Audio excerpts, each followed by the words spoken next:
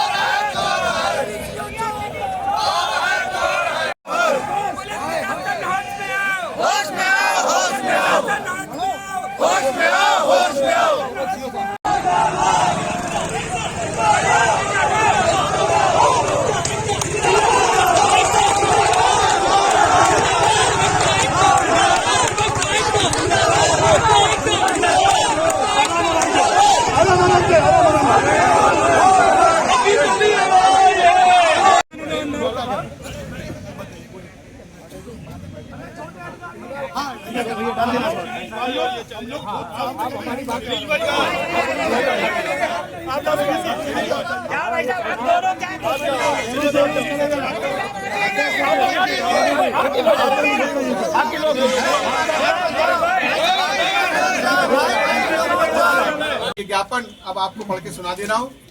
महोदय, आपको अवगत कराना है कि दिनांक 18/11/2025 को समय 1:30 बजे अपराह्न आशीष सिंह, अक्षय, अमन जो प्रगति नगर सुभाष नगर के रहने वाले हैं, अधिवक्ताओं की सीट के सामने खड़ी गाड़ी को जानबूझकर टक्कर मारकर गंदी गंदी गालियां देने लगे और अधिवक्ता श्री बाबूराम दिनकर व अधिवक्ता श्री शुकील हुसैन के समझाने व गाली देने से मना करने पर अभियुक्तगण द्वारा अधिवक्ताओं को जान से मारने की नीयत से प्राणघातक हमला किया और घुसकर अधिवक्ताओं को लोहे की राड पर, जो हमारे सचिव साहब के कमरे में हुआ है, मैं उसकी बात कह रहा हूँ, घुसकर अधिवक्ताओं पर लोहे की राड से प्रहार कर गंभीर रूप से घायल कर दिया।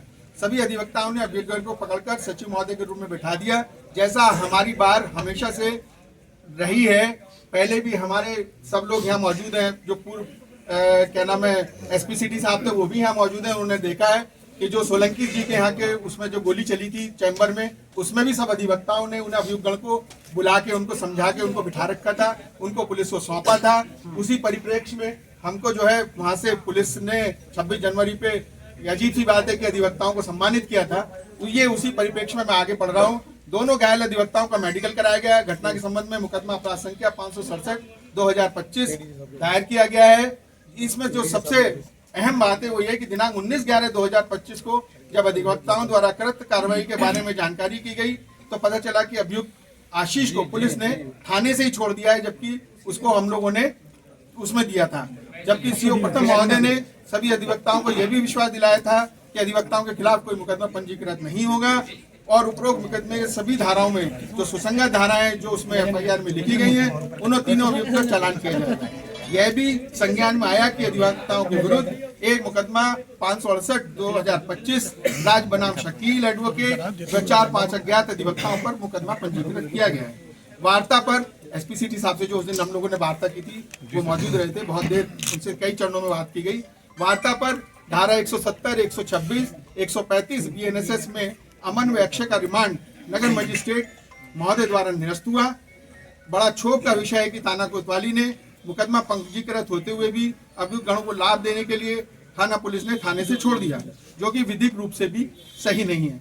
जबकि उनका रिमांड मौजूदा अपराध संख्या 567/2025 जो SC/ST एक्ट से संबंधित है, 109 से संबंधित है, में किया जाना सुसंगत था। अभियुक्तगण अभी भी अधिवक्ताओं को धमकी दे रहे हैं और राम बाबू और शकील हुसैन को रास्ते में रोक के कहा भी है कि इसको वापस ले लो, नहीं तो तुम्हारी हत्या कर देंगे। अतः श्रीमान जी से अनुरोध है कि अपराध संख्या 567/2025 में नामित अभियुक्तगण को तत्काल गिरफ्तार कर जांच कर दोषी पुलिसकर्मियों के विरुद्ध कार्रवाई करनी है। बहुत सर एक मिनट भैया थोड़ा पीछे भैया थोड़ा सा जगह दे थोड़ा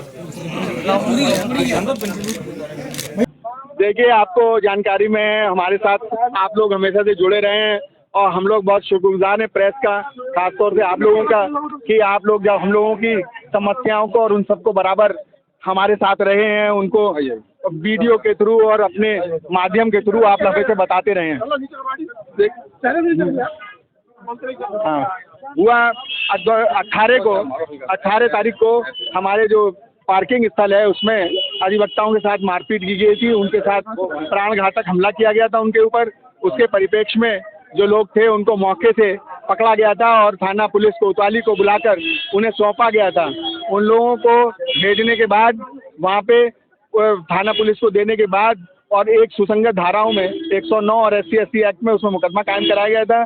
अगले दिन जब संज्ञान लिया गया कि हमारे मुकदमे में क्या हुआ, तो मालूम चला कि एक मुलजिम को उन्होंने थाने से ही छोड़ दिया है जो कि मेन मुलजिम है, और 2 लोगों का चालान उन्होंने 151 में कर दिया है। बड़ा क्षोभ का विषय है कि जब SCO सिटी साहब से बात हो गई थी, सारी चीज़ें थी और उनके संज्ञान में था सारा कुछ, लेकिन उन्होंने जो है तब भी उनको थाने से छोड़ दिया और उनके यहाँ सुसंगत धाराओं में मुकदमा होते हुए भी जो विधिक रूप से भी गलत है, नहीं कर सकते उनका 151 में चालान, तब भी उनका चालान कर दिया गया। उसी परिप्रेक्ष्य में जब उनको सिटी मजिस्ट्रेट के यहाँ पेश किया गया तो हम लोगों ने वहाँ पे विरोध किया और उनका रिमांड कैंसिल कराया।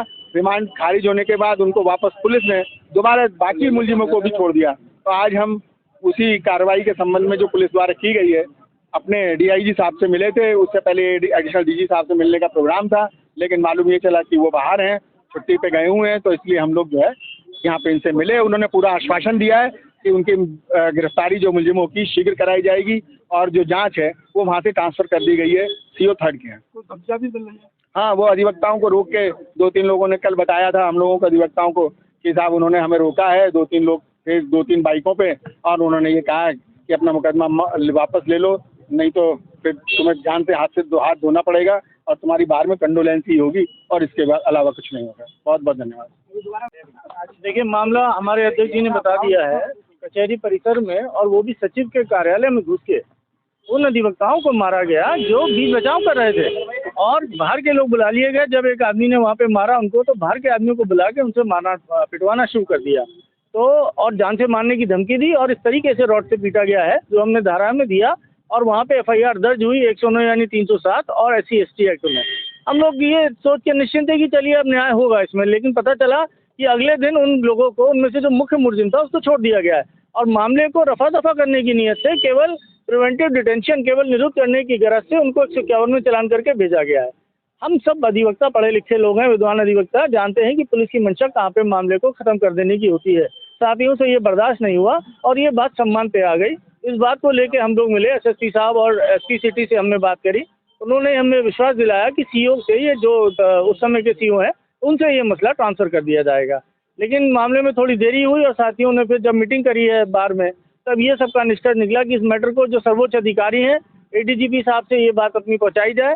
उनसे संपर्क साधा गया तो पता चला कि वो बाहर हैं, इसलिए लिहाजा DIG साहब के आज हम लोगों ने बड़ी संख्या में, मैं समझता हूँ 1000, 1200, 1500 अधिवक्ता आज एक साथ था, जिसके लिए मैं सभी अधिवक्ता साथियों का धन्यवाद देता हूँ कि इन्होंने साथियों के साथ हमको आश्वासन जो DIG साहब ने बाहर आकर दिया है, वो उन्होंने ये कहा है कि इसको ट्रांसफ़र कर दिया गया है CO 3 के पास और दूसरा उन्होंने कहा कि 151 का मैटर ये बिल्कुल नहीं है और ये 109 में ही और SC/ST एक्ट में ही विवेचना आगे जारी रखी जाएगी। उन्होंने कुछ भी और बातें हमसे कही हैं, लेकिन वो बातें जो सामने आके गई हैं वो मैंने आपको बताई और उनका ये विश्वास उन्होंने दिलाया कि मामले में अधिवक्ताओं के साथ न्याय होगा।